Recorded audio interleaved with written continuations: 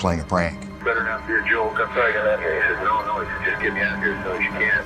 You know, I can't believe somebody was kept in this closet. I can't believe the kid busted out of there. Can't believe he's still alive.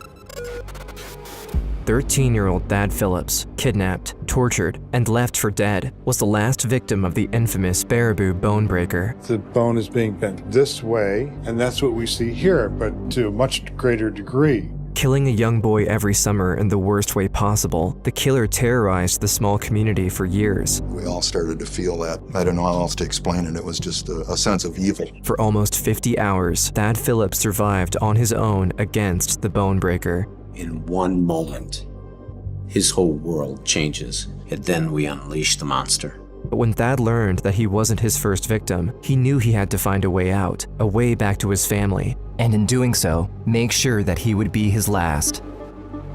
Thad is a pretty straightforward kid, and he didn't want to die. So he was willing to do what it would take. In the rural town of Baraboo, Wisconsin, after the 4th of July celebration, 14-year-old Christian Steiner went to bed early. Around 10 p.m., his father took a minute to check on him, and he was sleeping in his bed. But the following day, Chris was nowhere to be found. His parents, fearing something might have happened to him, contacted the police. Their initial thought was that he probably snuck out, as it was the 4th of July weekend after all. But after they noticed that the usually locked patio door was left open, a detective was sent to investigate their house. Within minutes, he spotted more signs of foul play, like the screen from Chris's window being cut up. On top of that, there were muddy footprints in and outside the house, of a shoe size bigger than what Chris wore. But without any other leads, the hours turned into days, until the 10th of July, when the police made a grim discovery. We found a body floating, partially submerged. It was immediately apparent that the body was in very poor condition. There was an advanced state of decomposition. The pathologist told us that he was ruling a death by drowning, and the manner of the death he was leaving as undetermined at that point. From then on, the small community was in a panic, and a full-fledged investigation was put in place since the initial leads were already pointing toward a potential abduction. But during the week following his disappearance, Chris's parents took it upon themselves to ask around, and one name kept coming back amongst the tattle and suppositions of their friends and neighbors: Joseph Clark, a local teenage bully with a taste for trouble. It was all hearsay. Nobody could give me something that directly stated that, yeah, they heard from Joe Clark directly that this is what he said or this is what he did. We were basically at a dead end. We had no further information coming in, and we had exhausted all leads. Soon enough, the case went completely cold, and nothing major happened in Baraboo until just a little over a year later.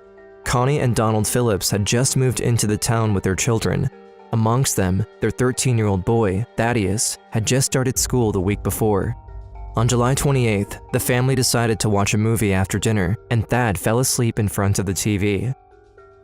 Later that night, Thad was picked up by what he assumed to be his father. And I opened up my eyes a little bit, and I'm being carried through my den in our new house, and it's nothing really new to me because my mom and dad carried me to bed when I'd fall asleep before. Dozing off, thinking he would be tucked into bed any minute, Thad didn't realize what was happening before it was too late. When he opened his eyes, he was outside, in front of the house of one of his neighbors. Then, his abductor dropped him on the ground and asked him to follow him inside. Scared and confused, Thad obliged. Once he passed the door, he finally caught a glimpse of his abductor. And he was just a teenager, maybe around 17 or 18. Even though he was almost twice his size, Thad thought he was just a fellow kid, probably a friend of his brother, and didn't feel threatened at first. The teen asked him to follow him upstairs, and to this day, Thad still wonders why he accepted. I don't know how to explain that.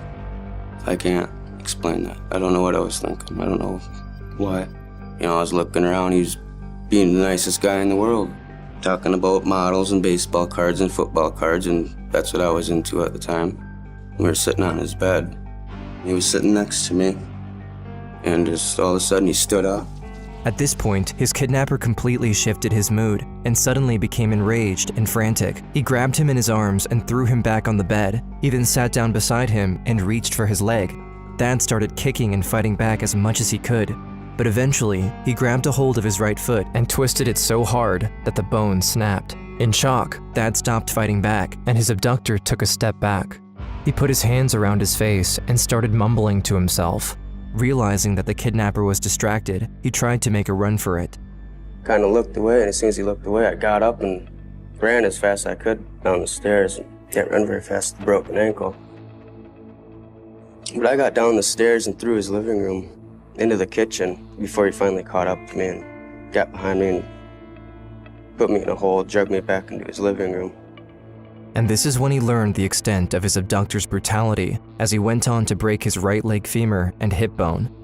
This sent Thad reeling in pain and he passed out. When he came back to himself, the kidnapper was sitting beside him. Acting calmly and friendly again, he began talking to him, explaining that he always had a fascination with bones. He then lay down on the couch and told him to get some sleep. But Thad didn't lose a minute. After the teenager fell asleep, he started to look around, searching for something he could defend himself with, but the house was mostly empty. The only things he had at hand were piles of trash, moldy leftovers, and dirty clothes. So he tried to get off the couch, but this is when the pain really kicked in, sending his entire body into tremors. And that's how he spent the remainder of the night, paralyzed by pain and fear, with his eyes wide open, waiting. A little bit of me maybe thought that maybe he was going to let me go that next morning, but that was never his intention. I was pretty much sure there was people like that in the world. I just didn't think they'd live half a mile away from me. The next morning, when he asked him if he could call his parents, his abductor immediately told him yes. When he handed him the phone, he frantically started to dial his parents' number. He then pulled it next to his ear, waiting breathlessly for the line to pick up. But when he heard the teenager giggle in the corner of the room, his high hope fell crashing down. He cut the phone cord before handing it to Thad. He was resentful, but knew better than to make him angry. So instead, he tried to befriend him, to buy himself some time and fend off the next attack. That's exactly what I was trying to do, is to talk to him, maybe kind of be friends with him so he wouldn't want to hurt me no more. I was just hoping to hear a knock on the door, and maybe my dad at the door, but that never happened. Not his fault. How was he supposed to know? And his strategy worked for a while, but after they spent around 2 hours in the living room watching TV, the kidnapper turned around and riveted his eyes on Thad. He recognized that stare. It was the same unprovoked, enraged look he had in his eyes the day prior. The teen then picked him up and carried him upstairs, where he repeated yesterday's ordeal, but this time with his left leg. When he heard the bone snap, a rush of adrenaline filled Thad's body, during which he was able to lift his upper body up to his attacker's level. I just punched him in the back, and he turned around and put a pillow over my face and told me that if I didn't stop fighting, he's gonna break my back or my neck. I was trying to slow it down. Everything was just happening so fast. I didn't want a broken neck or broken back. I just basically did what he wanted me to do. I just wanted to get out of that house and back to mine. After the attack, his abductor started to act differently. Up to that point, he would either be friendly or completely out of his mind with anger, but he had a third side to his personality, one that he hadn't shown before. He told Thad that as much as he liked to break bones, he loved to try and fix them even more. So he gathered a bunch of elastic bandages he had laying around and then pulled out a drawer filled to the brim with brand new white socks. There was some childlike almost fascination with making him right, so then he could just, again, continue to do torture. He had that, forgive the term, captive audience for as long as he wanted. The fun is in making him dysfunctional again. He'd wrap those ace bandages around my legs, and he had these leg braces from hospital or something. I don't know. He's putting those on me, and he had socks, and he'd put layers and layers of socks on my feet, and I had to be just perfect, every single sock. As the day went on, alternating between torture and mending sessions, his abductor eventually told him that he would be going out for the evening. When he left to get ready, Thad noticed something strange. Down the stairs, maybe in the kitchen, his kidnapper was talking to someone, and he kept listening for any signs pointing towards someone else being in the house. But he heard nothing, so Thad deduced that there was probably a phone somewhere. His mind was now set. He had to find a way to access that phone, no matter how. But somehow, his abductor knew something was up and did his worst to dissuade Thad from even trying to escape. Before he left Saturday night, he made sure that he busted me up pretty good so that I wouldn't try to leave. I thought if I didn't get out of here yet, I was gonna die. But I knew that wasn't gonna happen. I was gonna get out of there. Once he heard him go outside, he crawled down the bed and dragged his body up to the staircase. Then, he tried to slide in his legs first, the same way a toddler would do, but the pain was so intense that he had to give up, and he knew there was only one way down. I threw myself down the stairs and I dragged myself in the living room. And this took, I don't know how many hours it took, but I kept passing in and out, in and out. And I got almost to the kitchen doorway right before it, and then he came in with his girlfriend. I'm thinking, be smart, don't make him mad. So I'm laying there and I'm listening and I'm being quiet as hell. They're in there talking and kissing, I can hear him and stuff, then she leaves. And he comes walking in the living room and his eyes just bulged out of his head to see me down there like that. As this was going on, Thad's parents, Connie and Donald Phillips, started to get worried about his disappearance. From the early morning, mere hours after his kidnapping, to late in the evening, they searched the whole town and the surrounding area for their son. We drove around and looked around. We went out to the river and I searched the fairgrounds. There was no Thad. My son was gone. They did their best to find him on their own, but it was a fair weekend and thought that maybe he was just out with some friends somewhere. There were no signs of foul play in their house. The only weird thing they noticed was that the light in the kitchen was left on, and usually they turned it off before going to bed. But in retrospect, Donald admits that he committed one crucial mistake.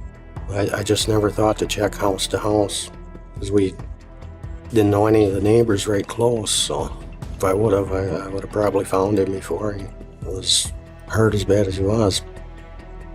On Sunday morning, 24 hours after their son's disappearance, they finally accepted the dire reality. Their son was gone, so they filed a missing person report with the county police. Officers received the order to keep an eye out, but with no evidence to be found in the Phillips house, there wasn't much they could do, so they had to send them home and told them to stay close to the phone. I was looking out the windows, waiting for the phone to ring. Just couldn't believe what was going on. What was going on? I didn't know what to think. I just wanted to hear from him. It was just hell. That same day, Thad woke up late in the morning. The first thing he thought of was what his abductor told him the night before, that what he went through so far was only a warm-up, and that soon enough, he would have to pay for attempting to escape. He's really trying to do some damage now because of what I did the night before. I almost got away. He's jumping on my legs with his knees, and I was just trying to talk to him to keep him away from me, stop from busting my legs up some more. And I asked him if he'd done this to anybody else, and he said, yeah. Probably assuming that Thad wouldn't survive another day under his watch, he told him the names of some of his past victims, but then his eyes filled up with rage. Thad just shut down and blocked in his mind what was going on, and all he was focused on was surviving. What did he have left? He had his mind. He was waiting for his girlfriend to come, and I knew this. I don't know how I knew. Can't remember how I knew. And I'd say, oh, I can hear something. He'd jump up, he'd go run over to another window and go look out. Oh, she wasn't there. Unbeknownst to Thad, the internal damage done by the repeated fractures and displacement of his bones caused internal bleeding to build up inside his legs. This condition can rapidly become deadly if left unchecked, so Thad continued to pretend he heard her arrive to create some moments of respite in between the attacks. This stalled his attacker until he actually heard her coming into the driveway. So he grabbed him and locked him up in a closet. Trapped, Thad was out of options. After an hour or so, he noticed how the pain in his legs kept getting worse and worse. He needed to find a way out of the closet, so he started looking around at the piles of trash and junk surrounding him. I wanted to get out of the closet, get back down the stairs to that phone. I started looking around and digging through stuff, and I found an old wooden electric guitar. I busted a panel off the door and was able to unlock it. And I remember when I busted the panel off the door, first thing that went through my head was, oh, you busted the door. No hesitation about making a break for it. From this point on, Thad knew what he needed to do. He repeated the same exact step he did the day before. But this time, with absolutely no hesitation, even when he had to face the staircase again, he went all in, knowing this was probably his last chance at survival. Pulled myself out, threw myself down the stairs again, moved myself a foot, pass out, moved myself a foot, pass out, Finally, I'm into the kitchen.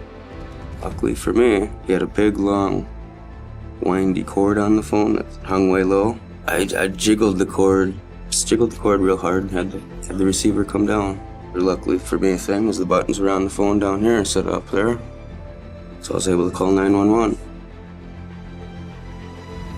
That's gonna call kid. If he's kidnapped, he's in the house on Highway U. Both his legs are broken and his ankle. Yeah, better not be a joke. I'm sorry to that guy. He said, no, he said, just get me out of here as soon as you can. Minutes later, the police arrived at the house. Okay, the officers are there. Hold on. Stay on with me though, okay? Police! Dad? We're here. Wait, anybody else here with you? Nope, just me. You know, I can't believe somebody was kept in this closet. I can't believe the kid busted out of there. Can't believe he's still alive. In the ambulance, Thad was informed that, due to internal bleeding, he would have died in about 2 hours if his injuries would have been left unchecked. Once at the hospital, he was reunited with his parents. And the first thing Thad told them was that he wasn't the first of his victims. I couldn't remember, but I knew it started. I think I remembered it was Chris, and it started with an S. So me and my dad were flipping through the phone book, and he's reading off all the S last names, and he said Steiner, and I said, yep, that's it. That's the one.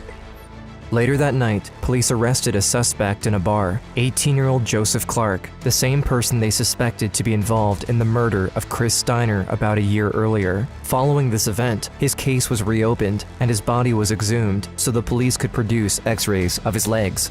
This would be Thad and this would be Chris. These two fractures have almost identical mechanisms of injury in the sense that the bone is being bent this way, and that's what we see here, but to a much greater degree. Due to the reopening of Chris's case, the procedures took over a year to get to trial. During that time, Thad went through multiple surgeries as the doctors were trying to put his broken legs and hips back together. But during the entirety of his treatment, he only had one thing in mind. I couldn't wait to get up there and testify against him. I wanted to do it. I wasn't scared at all. At the trial, he revealed everything, starting with Joe's mention of his past victim, Chris Steiner. Then he went on to explain his own ordeal. And what did your foot look like? Backwards. What do you mean backwards? Facing the opposite direction I should have been facing. Joe's attorney chose to plea for an insanity defense. Under oath, Joe told the jury that he had no recollection of any of the events mentioned and that Thad broke his own bones. Bringing in psychiatric experts to ascertain that his memory loss and disillusion were signs of insanity, his defense team was caught completely off guard when Patricia Barrett pulled out a dirty school notebook from the evidence bag. This book contained proof that Joe had been lying all along. There were 3 sheets of paper. There were 3 lists. One was called Get to Know. One was called Can Wait, and one was called Leg Thing. There were lists of boys on each of those. This, on top of Thad's testimony and the recent discoveries made in Chris's case, provided enough evidence to find him guilty of attempted murder and kidnapping. He was originally sentenced to 100 years in prison, but a lot can happen during one sentence, and Barrett needed more if she wanted to be sure he would stay behind bars. So she asked Thad to testify against him a second time, in a trial focusing solely on Chris's case. But in a grim twist of events, Joe Clark's front door neighbor, 15-year-old Michael Hibsch, went up to Thad's door and shot him twice in the back with a hunting rifle right before the trial. Allegedly, Hibsch and Clark were good friends, and he was resentful toward Thad after the results of the first trial were released to the public. But nonetheless, Thad showed up at the second trial, injured but determined to take him down. In the end, Joseph Clark was sentenced to 100 years in jail, plus a life sentence without parole, and a $21 million debt towards Thad and his parents to help them pay for his costly medical bills. To Kevin Heimerl, the detective in charge of Chris's case, at only 13, Thad truly accomplished the impossible by not only surviving, but also bringing closure to Chris's family.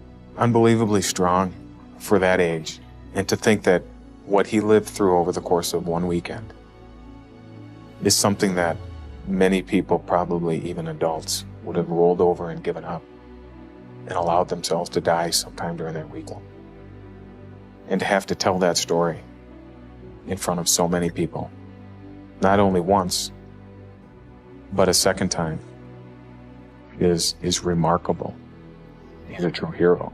Now in his 40s, Thad got to grow up with his family, and now even has his own. But sadly, due to the complexities of his injuries, he still walks with a slight limp, a constant reminder of the weekend he had to look death in the eyes and live to tell the tale. Even if the Bonebreaker left his mark on him, he continued to move forward. Today, he holds the love he received from his family as the main contributor to his survival. I was thinking about my family constantly through it.